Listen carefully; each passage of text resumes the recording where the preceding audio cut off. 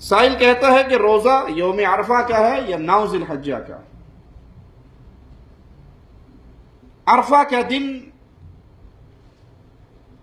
اور خاص طور پہ یہ 10 دن جن میں ہم سانس لے رہے ہیں، یہ سال بھر کے دنوں میں سب سے افضل دن ہے. سال بھر کے دنوں میں سب سے افضل دن ہے. رسول اللہ صلی اللہ علیہ وسلم فرماتے ہیں ان دنوں میں کیا جانے والا نیک کام اللہ کو اتنا زیادہ پسند ہے کہ ذی الحجہ کے ان ابتدائی 10 دنوں سے علاوہ کسی اور دن میں کوئی نیکی کی جائے وہ اس مقام پہ نہیں پہنچ سکتی جو اس دن کی یا ان ایام کی نیکی پہنچتی ہے. سائل کہتا ہے یا رسول اللہ صلی اللہ علیہ وسلم، کیا باقی دنوں میں کیا جانے والا جہاد ان 10 دنوں میں کی جانے والی نیکیوں کے برابر نہیں ہو سکتا؟ آپ نے کہا جہاد بھی برابر نہیں ہو سکتا. جہاد بھی برابر نہیں ہو سکتا سوائے اس مجاہد کے جو اپنی جان اور اپنا مال لے کے نکلتا ہے اور دونوں چیزیں ہی اللہ کے راہ میں قبول ہو جاتی ہیں. نہ اس کا مال بچتا ہے نہ اس کی جان بچتی ہے. اس کے علاوہ یہ دن بڑے عظیم دن ہیں، بڑے مبارک دن ہیں. ان دنوں میں کثرت سے نیکیاں کریں، کثرت سے ثواب کمائیں. کتنے لوگ ہیں جو حج کی تیاری کیے ہوئے تھے، کوئی ٹیکنیکل پرابلم ان کا آ گیا اور وہ حج پہ نہیں جا سکتے، دل ان کا دکھا ہوا ہے، تسریح نہیں بنی، کوئی حملہ نہیں ملا، کوئی مناسب جیب کے مطابق بندوبست نہیں ہوا.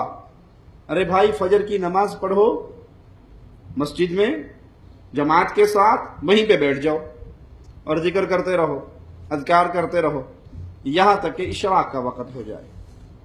2 رکعت نماز پڑھ کے اٹھ آؤ. پیارے نبی صلی اللہ علیہ وسلم فرماتے ہیں اللہ پورے حج کا ثواب عطا فرماتا ہے. یہ عام دنوں کی نیکی ہے، اور جب یہ نیکی ان دنوں میں کی جائے گی تو اس کا ثواب کتنا ہوگا؟ ان دنوں میں صدقہ کیجئے، خیرات کیجئے، اللہ کے راستے میں بانٹیے، کثرت سے اپنی زبان کو اللہ کے ذکر میں استعمال کیجئے. جو بندہ اللہ کے ذکر کو اپنی زبان پر جاری کر لیتا ہے، پیارے نبی صلی اللہ علیہ وسلم کا فرمان سناؤں؟ آپ نے فرمایا صحابہ سے کیا تمہیں ایک ایسا عمل نہ بتاؤں جو گردنیں کاٹنے کٹوانے سے بھی زیادہ افضل ہو؟ او کما قال علیہ الصلوۃ والسلام، یعنی قتال جہاد فی سبیل اللہ گردنیں مارنے کٹوانے سے بھی افضل ہو. صحابہ نے کہا جی ضرور بتائیے. کہا وہ شخص جس کی زبان ہمیشہ اللہ کے ذکر سے تر رہتی ہے.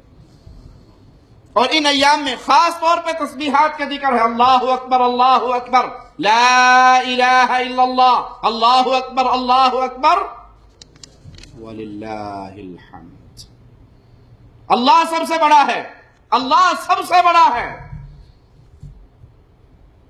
یہ الفاظ آپ ڈرائیونگ کر رہے ہیں، آپ کام کر رہے ہیں، آپ کچھ مصروف ہیں، آپ کا ہاتھ مصروف ہے نا، آنکھیں مصروف ہیں، کان مصروف ہے، زبان تو فارغ ہے.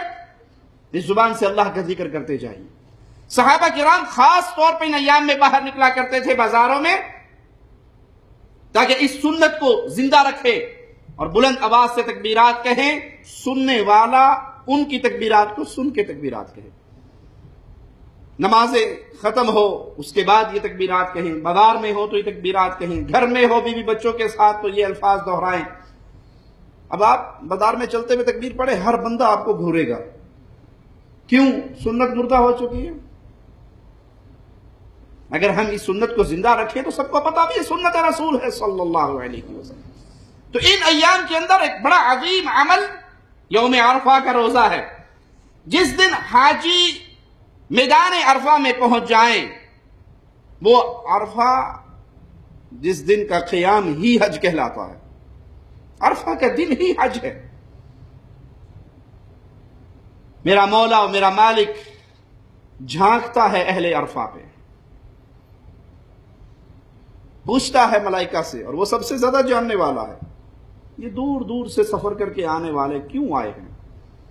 مولا تو سے تیری رحمت کا سوال کرنے آئے.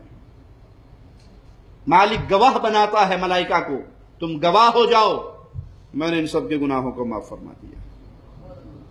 عرفہ کے دن شیطان اتنا مایوس ہوتا ہے کہ ہوا خارج کرتا ہوا دوڑتا ہے، خاک کو اپنے سر پہ ڈالتا ہے کہ میں نے زندگی اپنی لگا دی ان کو پاپی بنانے میں، اور آج یہ سارے ایسے لوٹ رہے ہیں جیسے ماں کے پیٹ سے آج جنم لے کے آئے ہیں۔ تو یہ سارا ثواب، یہ سارا اجر کس دن کو ہے؟ عرفہ کے دن کو۔ جو حاجی وہاں پہنچ گیا وہ تو اجر و ثواب پا گیا، اب جو حاجی وہاں پہ نہیں پہنچ سکا وہ اس دن روزہ رکھے گا۔ جب وہ روزہ رکھے گا تو اللہ اس کے 2 سال کے گناہوں کو معاف فرما دے گا۔ روزہ 9 ذی الحج کے ساتھ نہیں ہے بلکہ عرفہ کے ساتھ روزے کا تعلق ہے۔ یوم عرفہ کی فضیلت میں یہ روزہ ہے۔ حاجی تو وہاں جا کے فضیلت پالے اور غیر حاجی اس دن روزہ رکھے۔ تو روزہ جس دن حاجی عرفہ کے میدان میں ہوں گے، انڈیا ہو، پاکستان ہو، بنگلہ دیش ہو، دنیا کے اور علاقے ہوں، یہ مملکہ کے اندر رہنے والے لوگ ہوں، جس دن حاجی عرفہ میں پہنچ جائیں گے، غیر حاجی اس دن روزہ رکھے گا اللہ سے اجر و ثواب پانے کے لیے۔